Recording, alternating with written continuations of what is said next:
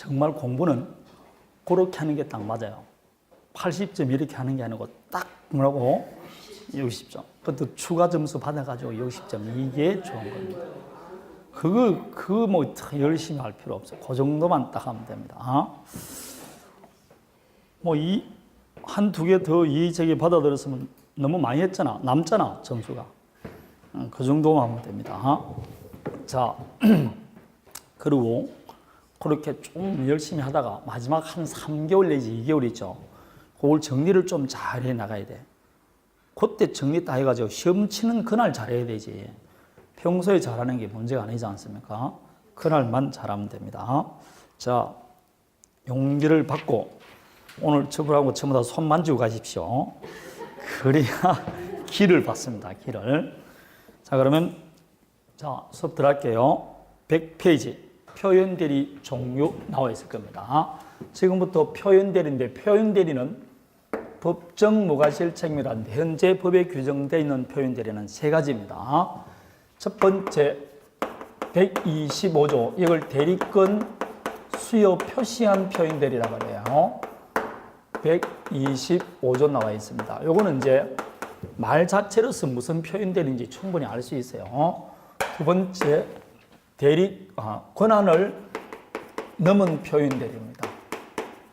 이걸 월권 대리라고 말합니다. 실제로 표현 대리 중에서 가장 많은 표현 대리가 요 126조 표현 대리입니다.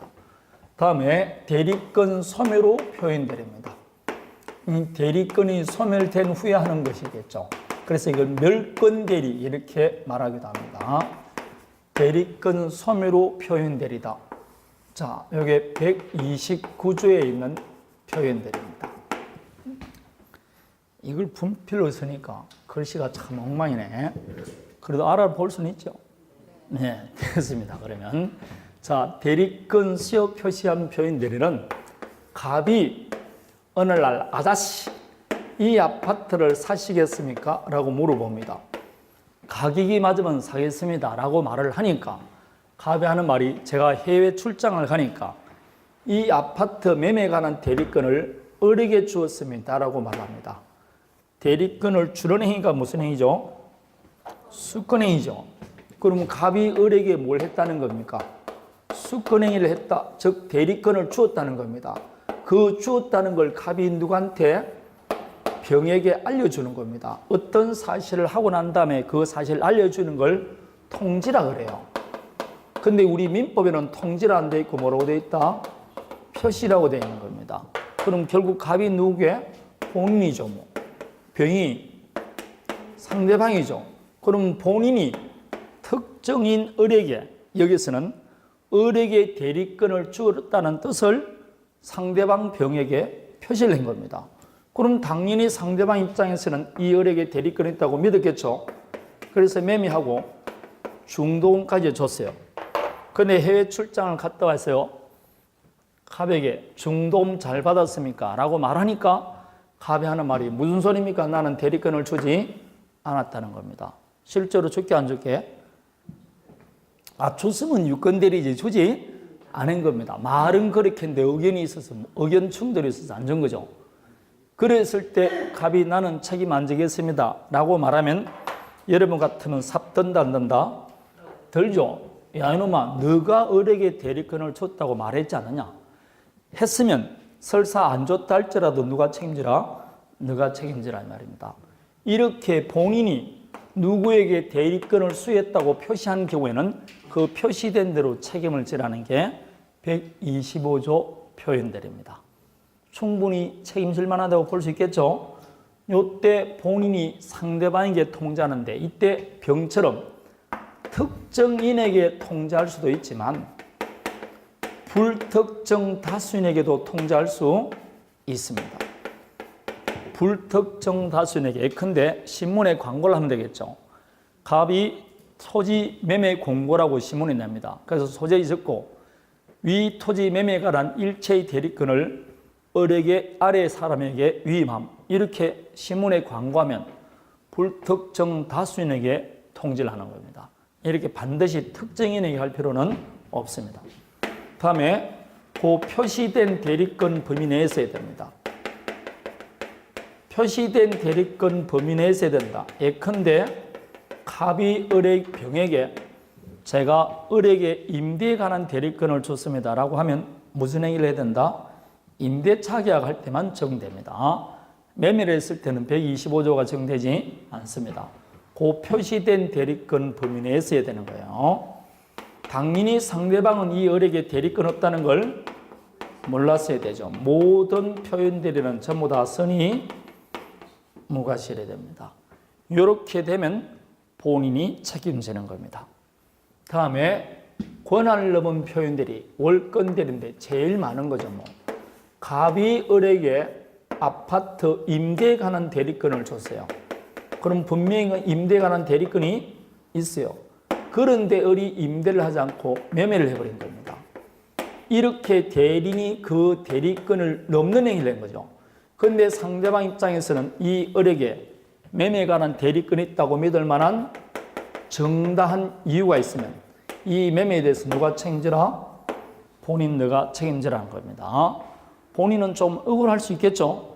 그러나 거래의 안전을 보호하기 위해서 너는 왜 대리권 범위를 분명하게 안 정해줬냐 이 말입니다. 그래서 당신이 책임지세요. 이게 권한을 넘은 표현 대리, 월권 대리입니다. 시험에 나오면 거의 표현 대리 나오면 80% 정도는 이게 나옵니다. 126조가. 자, 그럼 126조가 되기 위해서는 첫 번째, 기본적으로 대리권이 하나 있어야 된다, 없어야 된다? 있어야 권한을 넘든 거 하죠. 그래서 기본 대리권이 존재해야 됩니다. 그 기본 대리권이 있고 그 기본 대리권을 넘는 행위를 해야 돼요. 권한을 넘은 대리행위를 해야 되는 겁니다. 이렇게 기본 대리권을 넘는 대리행위를 하는 거죠. 자, 무슨 대리권이든 일단 대리권이 하나 있어야 됩니다. 무슨 대리권을 묻지는 않습니다. 자, 그러면 하나 봅니다. 이 기본 대리권과 권한을 넘은 대리행위 사이는 동종 유사해야 된다 그러면 맞을까요? 틀릴까요? 이게 작년, 재작년에 나왔던 겁니다. 동종류거나 유사한 행위를 할 때만 적용된다. 맞을까요? 틀릴까요? 기본 대리권과 권한을 넘은 대리행위 사이는 비슷한 것이어야 된다. 이 말입니다. 동종 유사할 필요 없습니다. 전혀 별개의 것을 하더라도 적용됩니다. 그래서 닭 3마리 사달라고 대리권을 줬습니다. 그런데 아파트를 매매해버렸어요. 이 법 적용됩니다. 닭 3마리하고 아파트는 전혀 관계가 없다 할지라도 적용됩니다. 제가 외울 때는 그렇게 외우라 그래요. 닭 3마리 대리권. 여러분 닭 3마리 사달라고 대리권을 줬으면 얼마나 친했으니까 주겠습니까? 그래서 대리권을 줄 때는 대리권을 줬다는 표시로 인감도장을 많이 줍니다. 그럼 줄 때는 뭐 하라고 줬을까요? 닭 3마리 사달라고 인감도장을 줬겠죠. 그렇지만 을이 상대방한테 딱 인감도장을 내면 상대방 병 입장에서는 닭인지 아파트인지 모른다니까. 그러니까 전혀 별개일 것을 하더라도 적용될 수가 있다. 이렇게 말하는 겁니다. 전혀 관계가 없습니다. 적용됩니다. 다음에 상대방은 그 권한이 있다고 믿을 만한 정당한 이유가 있어야 됩니다. 정당한 이유란 결국 말한다. 선의 무과실해야 된다 이 말입니다. 그래야만이 적용됩니다. 자, 예컨대 갑이 을에게 이 아파트에 저당권 설정해달라고 대리권을 줬어요. 그럼 저당권 설정할 때 필요한 위임장, 등기 필정, 인감 도장을 맡겼습니다. 그런데 이 을이 매매를 해버렸습니다. 그럼 이 병이 이 을에게 매매에 관한 대리권이 있다고 믿은 게 뭐 때문에 믿었다? 위임장, 인감 도장, 등기 필정 믿었죠. 그럼 이 정도의 서류를 가지고 있으면 매매에 관한 대리권이 있다고 믿을 만한 정당한 이유가 될까 안 될까요? 됩니다. 그런 것들이 정당한 이유가 되는 겁니다. 이런 서류 등을 줄 때는 함부로 줘서는 안 해야 된다 이 말 같아요. 이게 권한을 넘은 표현들입니다. 다시 갑이 129조 표현들입니다. 을을 고용했어요. 그래서 고용계약이 체결되고 총무과 직원으로 선임함과 동시에 금전 출납 대리권을 줬어요. 그래서 거래처에 가서 돈을 받기도 하고 주기도 합니다. 그런데 이 을이 공금을 횡령했어요. 그래서 해고가 됐습니다. 해고가 됐다는 것은 대리권이 소멸됐게 안 됐게? 원인된 법률관계가 종료되니까 대리권이 소멸됩니다. 소멸됨에도 불구하고 종전거래처에 가서 대리행위를 하는 거죠. 그럴 때 A, B, C가 을에게 대금을 지급했을 때는 나중에 본인 책임져야 된다, 안 내야 된다? 져야 됩니다. 이게 대리권 소멸로 표현됩니다. 왜 이 A, B, C는 대리권이 소멸됐음에도 불구하고 어렵게 대리권을 줬을까요? 소멸된 줄 몰랐는 거죠. 그럴 때는 그냥 본인 너가 책임지라는 겁니다. 실제로 본인에게는 기책 사유가 없지 않습니까? 그래도 거래의 안전을 위해서 책임지는 겁니다. 그래서 표현대리는 본인의 기책 사유를 하지 않는다 이 말입니다. 자, 그럼 이거는 기존에 대리권이 있었겠죠? 그 기존에 있던 대리권이 소멸되는 거죠. 이렇게 기존에 있던 대리권이 소멸되고 그 소멸된 대리권 범위 내에서 대리행위를 하는 겁니다. 요 소멸된 대리권 범위 내에서 대리행위를 하면 당연히 상대방은 대리권이 소멸된 걸 몰라야 됩니다. 모든 표현대리는 상대방은 다 뭐 해야 된다? 선의, 무과실이 다 요건으로 돌아가는 겁니다. 이럴 때는 이 갑은 책임을 져야 됩니다. 요 세 가지가 계위세가 되면 누가 책임진다? 본인이 책임집니다. 설사 대리권이 없다 할지라도. 자, 100페이지 표현대리 효과를 보시기 바랍니다. 본인은 표현대리 행위에 대해서 책임을 진다. 즉, 그 법률 효과가 누구한테 계속된다? 본인에게 계속되는 겁니다. 그러나 표현대리는 상대방만 주장할 수 있고 본인은 주장할 수 없습니다. 즉, 표현대리는 상대방이 주장하는 경우 비로소 문제되는 것이지 상대방이 주장하지 않으면 본인 측에서는 주장 못합니다. 즉, 상대방이 주장하지 않으면 여전히 무슨 대리밖에 안 된다? 무권 대리밖에 안 됩니다. 본인이 책임지지 않는 무권 대리밖에 안 된다 이 말입니다. 이해되겠죠? 협의의 무권 대리로 바뀐다 이 말입니다. 주장할 때 비로소 문제됩니다. 여기입니다. 다음에 협의의 무권 대리입니다. 자, 협의의 무권 대리는 뭘 협의의 무권 대리라고 그럽니까? 이것은 적극적으로 정의하지 않고 소극적으로 네거티브합니다. 표현 대리도 성립하지 않는 무권 대리를 협의의 무권 대리라고 합니다. 무권 대리 중에서도 뭐가 안 되는 거? 표현 대리 안 되는 무권 대리를 협의의 무권 대리 이렇게 말합니다. 자, 갑의 대리인 을이라 칭하는 자가 아저씨, 이 아파트를 사시겠습니까? 라고 말합니다. 당신 아파트가 아니지 않냐? 저는 갑의 대리인 을입니다라고 현명을 합니다. 당신 대리권이 어디 있습니까? 라고 하니까 위임장, 인감도장, 등기 필정을 줍니다.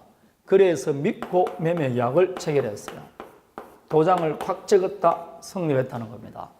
그래서 중도금 주려고 본인에게 딱 하니까 무슨 소리입니까? 나는 을의 얼굴 본 적도 없는 놈이다 라고 말합니다. 가서 보니까 이게 전부 다 위조된 거예요. 그럼 뭐가 없다는 겁니까? 대리권 없어요.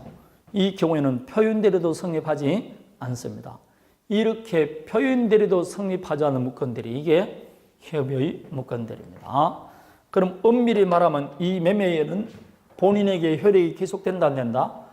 안 되죠. 되면 매도인이 갑일이 되어버리는데 따라서 성립했지만 효력이 없습니다. 효력이 없다는 걸 두 마디로 줄이면 무효입니다. 따라서 이 매매계약은 무효입니다. 효력이 없다 이 말입니다. 효력이 있으면 누구한테 계속됩니까? 본인에게. 그럼 본인이 매도인 된다는데 말이 안 맞지 않습니까? 그래서 우리가 흔히 말할 때 대리에서는 대리권의 존재가 특별 효력 요건이 있다는 게 그 뜻으로 말하는 겁니다. 비록 매매계약은 성립했지만 효력이 없습니다.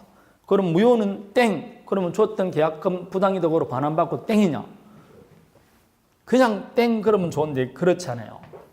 이 경우 갑의 입장에서는 자기에게 유리하거나 아니면 여러 가지 사정이 있을 때는 이 매매 효과를 받을 수도 있습니까? 없습니까? 그럼 상대방 입장에서는 원하는 대로 거래가 됐으니까 상대방도 불만이 없습니다. 예컨대 이 갑이 지금 자기 아파트를 3억에 매도할 의사가 있어요. 그걸 친구에게 말을 했어요.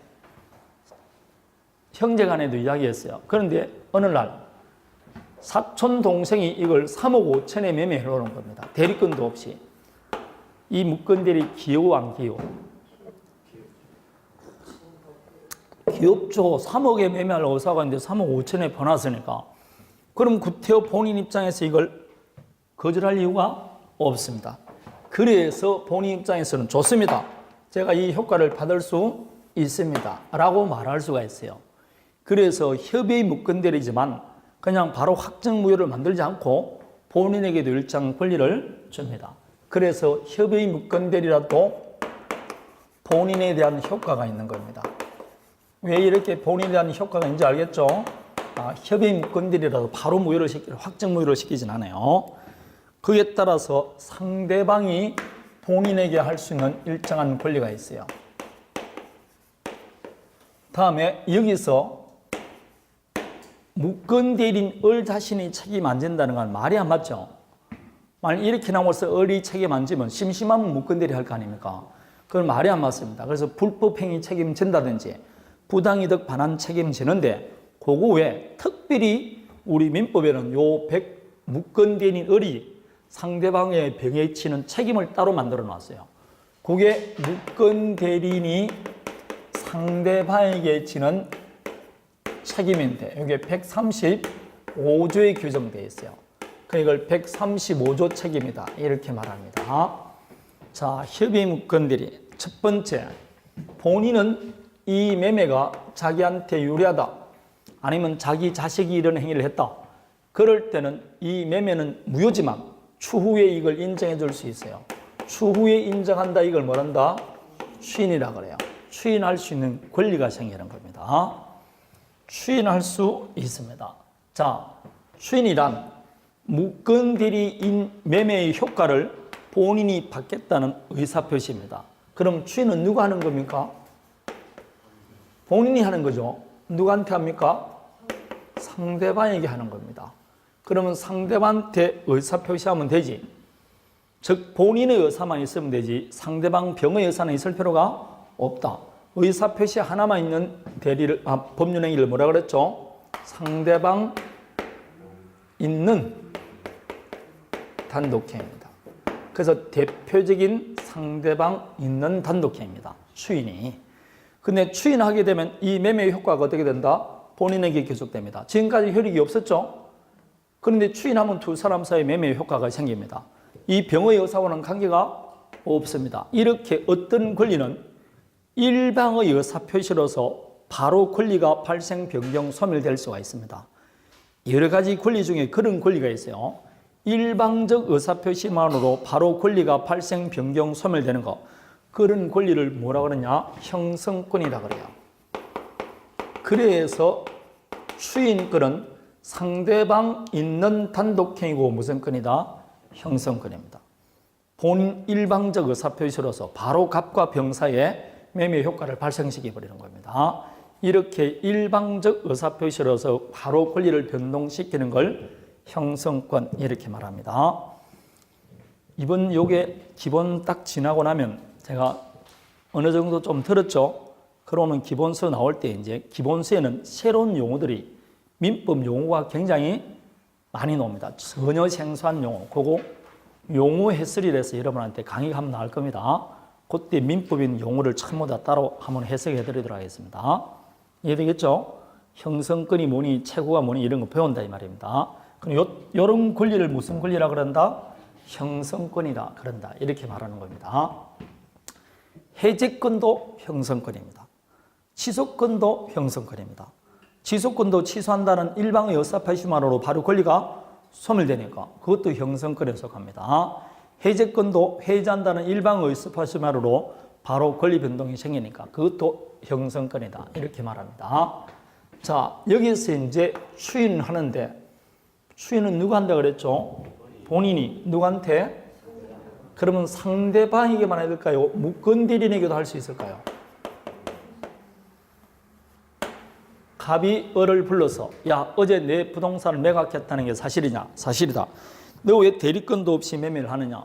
이번 한 번만 인정한다. 다음부터 그러지 마. 지금 뭐 했습니까? 추인했다고.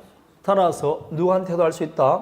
무권 대리인에게도 추인할 수 있습니다. 단 무권 대리인에게 추인했지만 상대방이 아직 이 사실을 모르면 이 매매는 효과가 발생 안 되겠죠. 매매는 갑과 병 사이에 일어나는 것이니까. 따라서 무권 대리인에게 추인할 수는 있지만 상대방이 그 사실을 알지 못한 경우에는 추인했다 할지라도 이로써 뭘 못한다? 대항하지는 못합니다.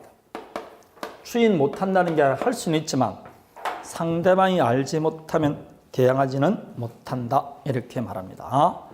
거기에 여러분 니언에 나와 있습니다. 자, 추인하게 되면 추인 방법은 제한이 없습니다. 명시, 묵시적 다 가능합니다. 좋습니다. 내가 인정합니다라고 3월 20일 날 추인을 했어요. 그럼 추인하기 전까지는 무효였죠. 맞습니까? 무권 대리는 본인이 추인하기 전까지는 본인 책임 안 집니다. 본인 책임지면 돼, 안 돼? 등기수리 유죄인데 본인 책임지면 여러분 공부할 수 있습니까? 겁이 나서 안 되지. 추인하기 전까지는 효력이 없다니까 본인 책임 안 집니다. 추인하기 전까지 이 매매는 뭐라고? 무효라니까. 그러나 추인하면 갑과 병 사이에 매매 효력이 생깁니다. 그럼 언제부터 매매 효력이 생기느냐? 추인한 3월 20일부터냐? 처음 매매했던 1월 20일부터 효력이 생겼냐? 이 말입니다. 그게 디귿 보니까 추인은 다른 의사 표시가 없는 때는 계약 시 소급해야 효력이 생긴다 되어 있어요. 따라서 추인한 때부터가 아니고 계약 시 처음부터입니까? 소급하여 효력이 생깁니다. 소급하여 효력이 생긴다. 이거 더 줄여서 무슨 효력이 있다? 소급효가 있어요. 추인한 때부터 효력이 있는 게 아니고 마치 처음부터 대리권이 있었던 것과 똑같이 효력이 발생합니다. 그러면 요 추인하기 전까지는 무효죠. 그러나 나중에 본인이 추인하면 처음부터 유효로 바뀔 수 있습니다. 그래서 실제로 요 무효는 무효지만 확정 무효는 아니고 나중에 본인이 추인하면 도로 유효로 바뀔 수 있는 유동적 상태의 무효다. 이렇게 흔히 말하는 겁니다. 그래서 무권 대리인이 했던 행위는 무효는 무효입니다. 그렇지만 본인이 추인하면 처음부터 뭐로 바뀐다? 유효로 바뀌는 겁니다. 그래서 확정 무효는 아니고 유동적 상태의 무효다. 그렇게 말을 하는 겁니다.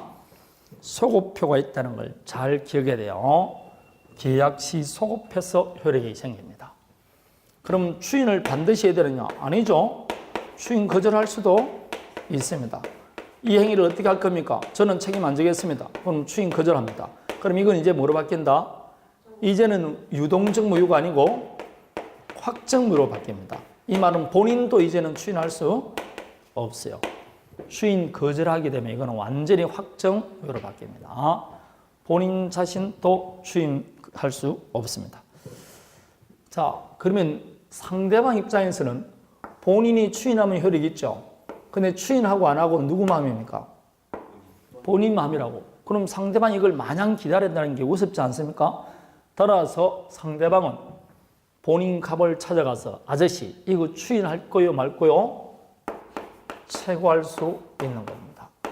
최고할 수 있는 권리가 있는 겁니다. 이걸 최고권이라고 그래요. 자, 옛날에 여러분 우리가 세금을 안 내는지 공과금 등을 안 내면 뭐가 날라왔냐면 최고장이라는 건 날라왔었어요. 근데 이게 어느 순간에 최고장이라는 말은 없어지고 과도 독촉장이라는 게 날라왔었어요. 맞습니까? 그래서 결론은 최고는 뭐와 같다는 겁니까? 독촉, 지금 이미지를 생각해 보십시오. 근데 이 독촉도 너무 일방이 의사 표시한다는 이런 느낌이 있기 때문에 강압적 의사가 있다. 그래서 이걸 촉구라 바꿉니다. 그래서 최고란 말은 일본식 표현이다. 그래서 지금은 최고란 말을 쓰지 않고 뭐로 한다?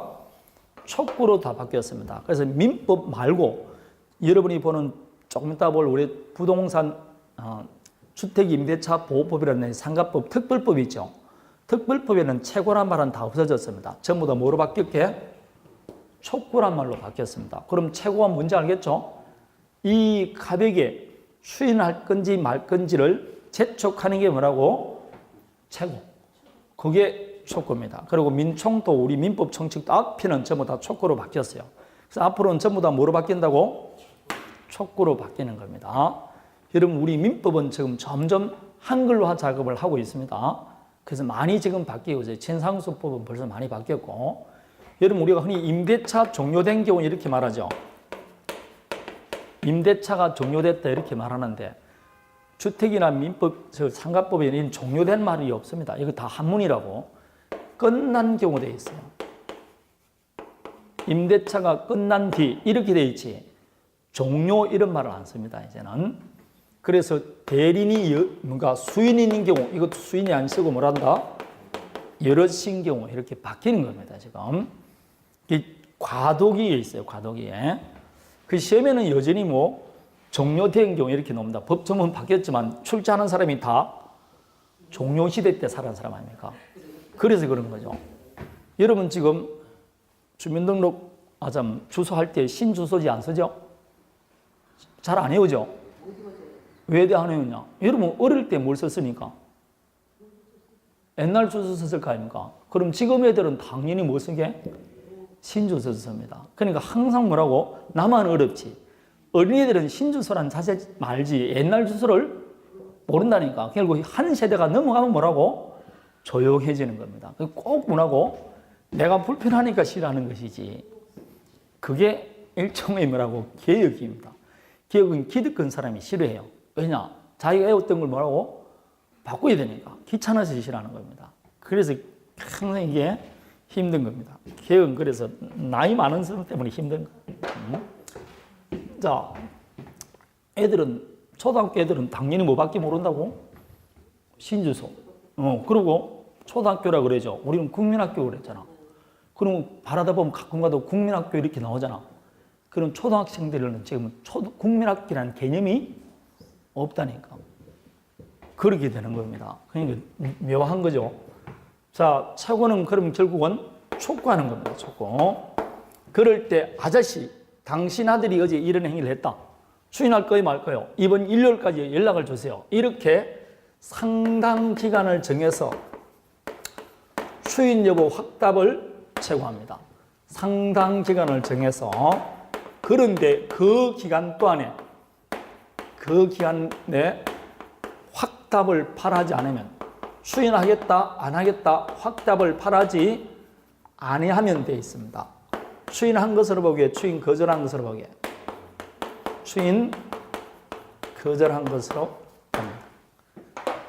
자, 그런데 이 체고는 놀랍게도 악의의 상대방도 할 수가 있습니다. 선악을 불문합니다. 왜냐? 예컨대 어리 어느 날 병을 찾아와서 아저씨 이 토지 사시죠? 라고 말을 합니다. 이거 자네 토지가 아니지 않느냐? 라고 말하니까 이 어리 하는 말이 아버님이 가지고 계신 토지인데 제가 내일 잘 말씀드리면 충분히 아버님이 오케이 할 겁니다. 걱정 마시고 계약하시죠. 그래서 일단 병이 을과 계약을 해봅니다. 대리권 없다는 거 알아서 몰라서?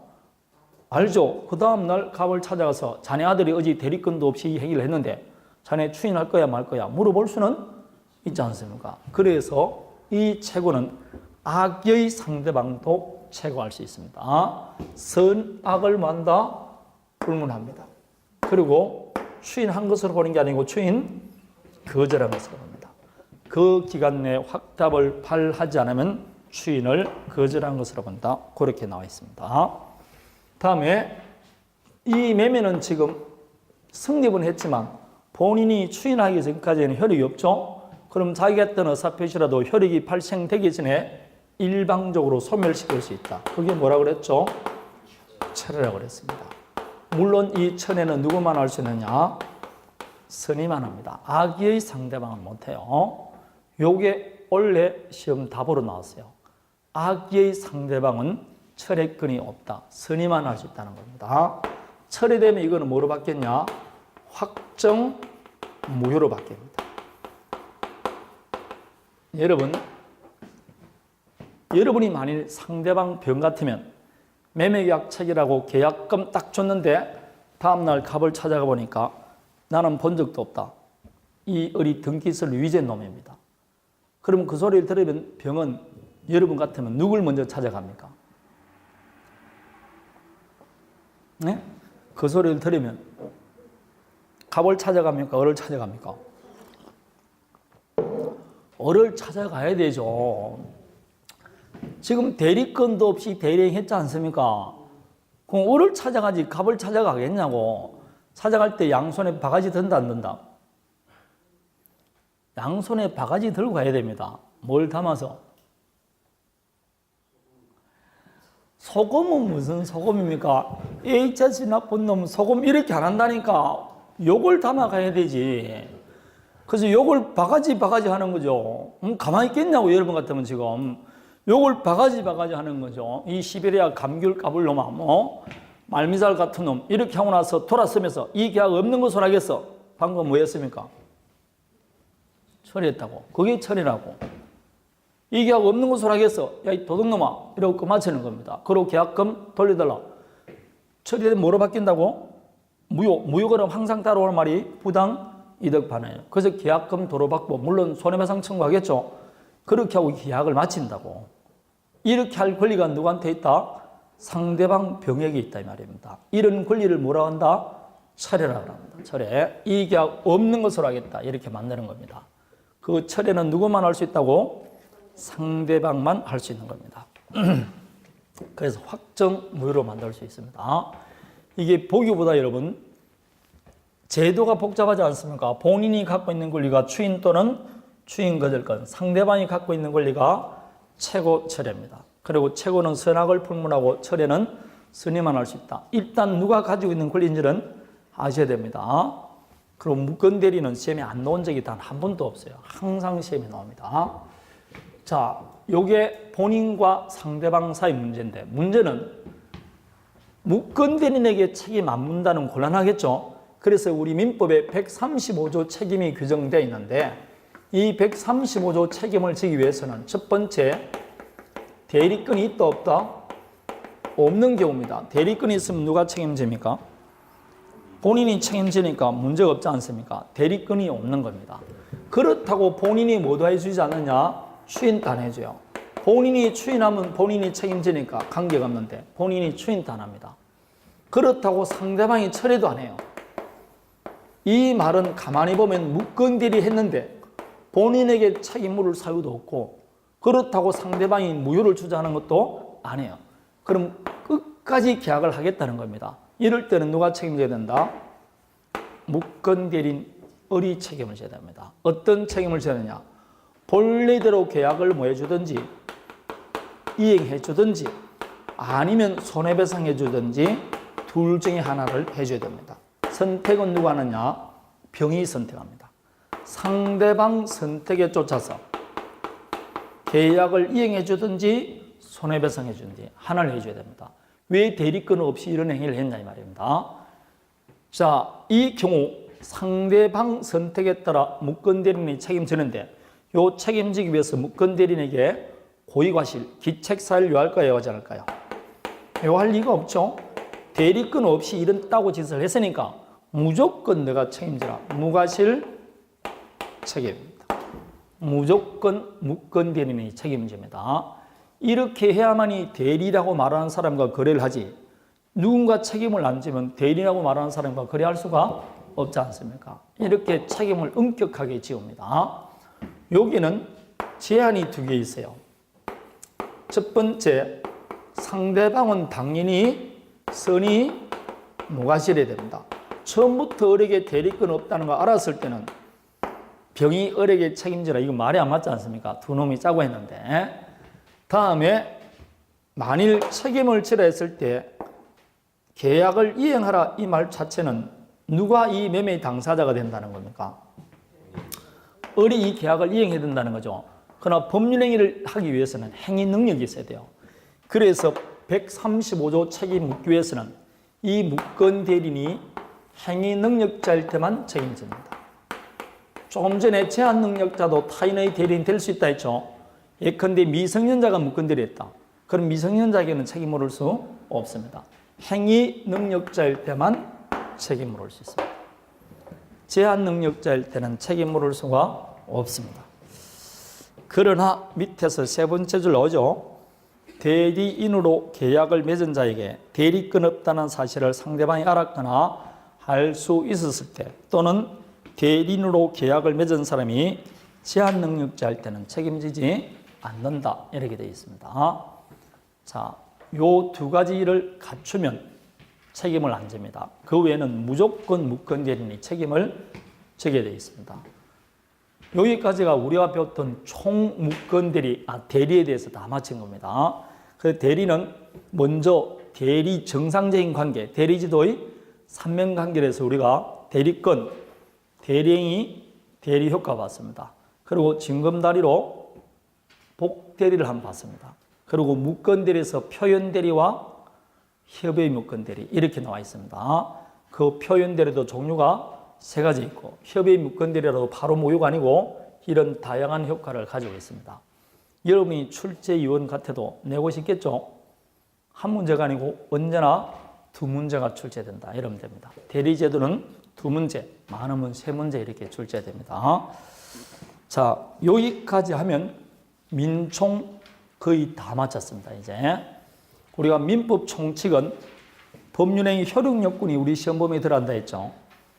맞습니까? 그럼 법률행위 효력 요건을 갖추지 못하면 무효 아니면 취소라 그랬어요. 그럼 지금까지는 그냥 무효, 취소 이 말만 했는데 과연 무효가 되면 어떻게 되고 취소가 되면 어떻게 되느냐?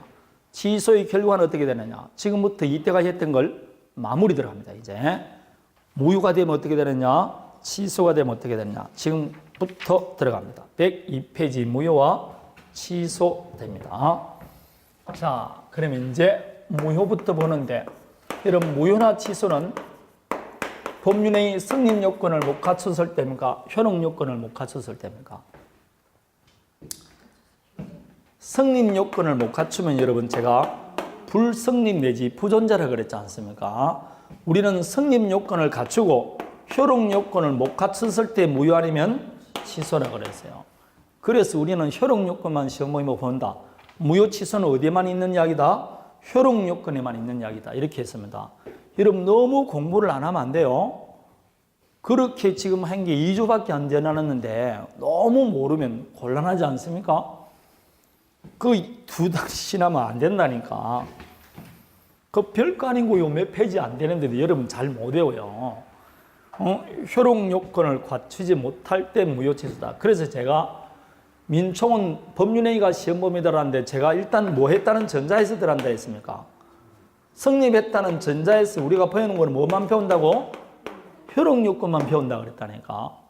그런 걸 기억해야 돼요. 효력 요건을 갖추지 못하면 무효 아니면 취소입니다. 이제 그런 겁니다. 자, 인터넷 보시는 분도 한 번만 봐서는 안 돼요. 그냥 제일 처음에는 계속 들어야 돼요. 들어가지고 나중에 배속을 1.5배속에서 1.8배속 정도가 돼서 들립니다. 지금 1.1배가 아니고 1.8배, 나중엔 다른 사람이 2배속 듣습니다. 2배속을 들으면 여기 비해서 4시간 수업한 거 그 사람은 2시간 만에 듣습니다. 그럼 뭐 얼마나 빨리 그래도 잘 알아듣습니다. 그 정도가 되면 80점 나옵니다. 그럼 여러분 한 1.5배속 정도까지는 들을 수가 들어야 돼요. 1.3배속에서 1.5배속. 나중에 1.1배속 들으면 너무 지겹다니까. 이렇게 해야만이 된다니까. 그렇게 많이 듣는 게 유리합니다. 자, 그러면 무효도 일단 법률행위가 뭐 해야 된다? 성립해야 됩니다. 그래서 무효란 일단 법률행위가 성립해야 되는데 그 성립한 때부터 효력이 없는 것으로 확정되어 있는 걸 무효라고 해요. 법률행위가 성립한 때부터 효력이 없는 겁니다. 그런 걸 뭐라고 그런다? 무효 그럽니다. 거기 여러분 102페이지 법률행위가 성립한 당초부터 효력이 발생하지 않는 것으로 확정되어 있는 것 이렇게 말합니다. 그럼 여기에 반해서 취소는 뭐냐? 취소도 일단 법률행위가 성립해야 된다 안 해야 된다? 해야 되죠. 근데 성립한 때부터 효력이 없는 게 아니고 효력이 있어요. 일단 효력이 있습니다. 유효다 이 말입니다. 그런데 취소권자가 취소한다는 의사를 표시하면 효력이 없어집니다. 그러면 취소하기 전까지는 효력이 있어 없어요? 있습니다. 다만 취소를 하게 되면 그때부터 효력이 없는 게 아니고 처음부터 무효로 봅니다. 취소하면 처음부터 뭐로 본다? 그럼 결국 무효와 취소는 취소하면 뭐가 같습니까? 취소하면 어차피 처음부터 점 땡땡이라니까. 취소하면 뭐가 같다고? 이 세상에는 그냥 무효 아니면 유효밖에 없다니까. 취소는 결국은 어디로 가게 됐다? 처음부터 무효로 가게 되어 있습니다. 그럼 차이점은 뭐하기 전까지만, 취소하기 전까지는 유효입니다. 무효는 처음부터 아예 효력이 없는 것이고 취소는 취소하기 전까지는 유효입니다. 그럼 취소하게 되면 처음부터 무효로 바뀌니까 요 유효도 확정 유효가 아니고 유동적 유효다 이 말입니다. 확정 유효는 아닙니다. 그래서 결론은 좀 전에 말했죠. 이 세상은 무효 아니면 유효밖에 없어요. 취소도 뭐로 가든지 무효로 가든지 끝까지 유효로 가든지 둘 중에 하나를 가야 되지 취소한 상태가 오래될 수는 없는 겁니다. 그게 취소입니다. 무효는 처음부터 효력이 없는 것, 취소는 취소하기 전까지는 일단은 유효한 걸 말합니다. 이게 무효와 취소의 차이점입니다. 그러면 무효는 세월이 간다고 해서 유효로 바뀔 수 있습니까? 없습니까? 없죠. 처음부터 효력이 없는데. 그러나 취소는 너무나 오랜 뒤에 취소를 하게 되면 그동안 이 법률행위를 유효라고 믿고 그랬던 사람을 다칠 수가 있으니까 일정 기간이 지나면 취소를 못하게 만듭니다. 이걸 취소권 단기 소멸사유라고 그래요. 이렇게 시간이 경과하게 되면 취소는 더 이상 취소를 못하게 만듭니다. 이런 제도가 왜 필요한지 알겠죠?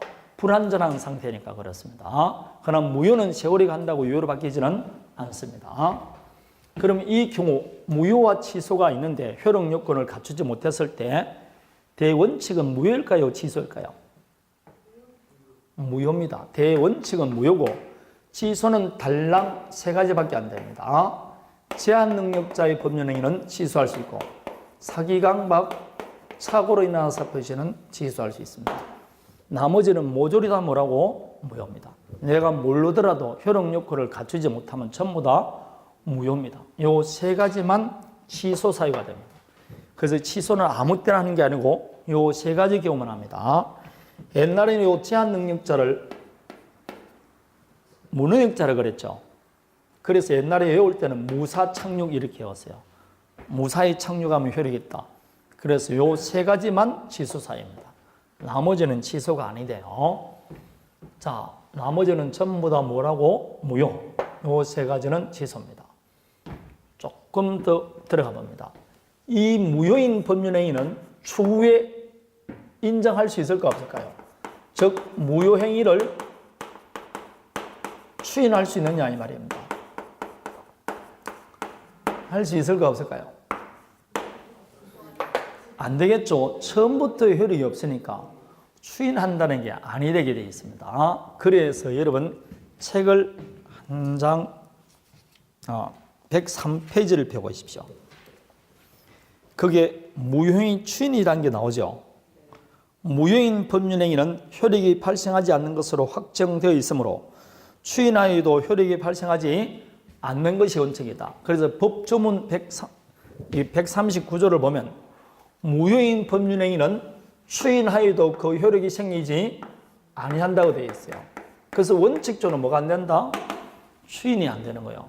그러나 취소할 수 있는 행위는 추인할 수 있게 없게. 있죠. 취소할 수 있는 행위는 취소하기 전까지는 유효죠. 이걸 끝까지 취소하지 않고 유효로 만들겠다고 추후에 인정해 줄 수 있습니다. 그래서 취소는 당연히 추인이 가능하지만 무효행위는 원칙적으로 추인이 아니 되는 겁니다. 다만 외적으로 무효임을 알면서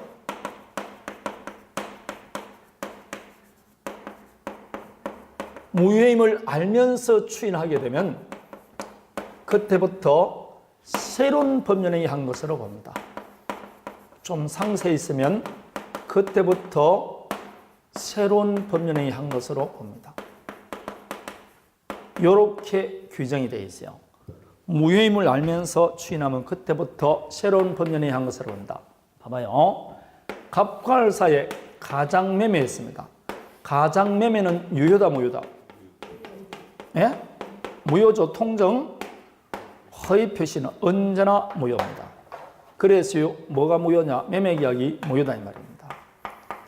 그런데 가장 매매하고 난 다음에 야, 우리 진짜 매매하자 할 수 있습니까? 없습니까? 진짜 매매할 수 있지 않습니까? 그래서 갑이 이 가장 매매를 뭐한다?